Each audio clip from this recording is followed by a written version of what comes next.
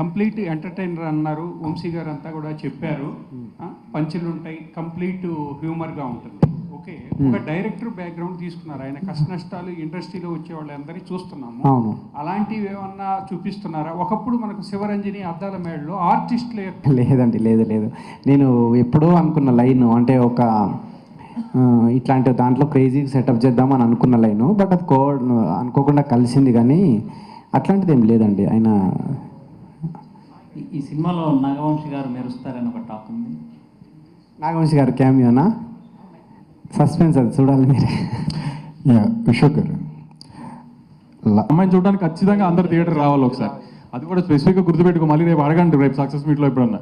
Okay, plan చేద్దామండి. ఇప్పుడు director గారు ఫ్యామిలీ ఓరియంటెడ్ ఎక్కువ ఉంటుందండి. మీరు ఫ్యామిలీతో వచ్చి అట్లాంటి సీన్లు ఇంకెక్కువ కనెక్ట్ అవుతాయి మీకు. ఫ్యామిలీస్ తోటి, ఫ్యామిలీ రిలేషన్స్ దాని మీద ఎక్కువ ఉంటుంది మీకు. సినిమా కంటే ఎక్కువ దాని మీద ఎక్కువ ఉంటుంది మీకు.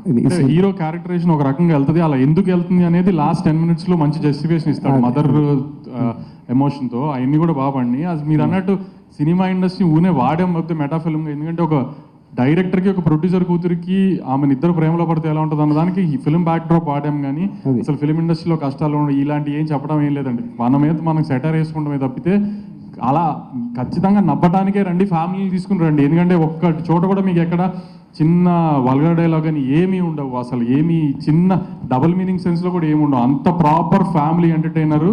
చక్కగా ఫ్యామిలీస్ తీసుకుని సంక్రాంతి శివరాత్రి వీకెండ్కి రండి, ఖచ్చితంగా పండగ వీకెండ్ ఎంజాయ్ చేసి వెళ్తారు. అనుదీప్ గారు చెప్పండి.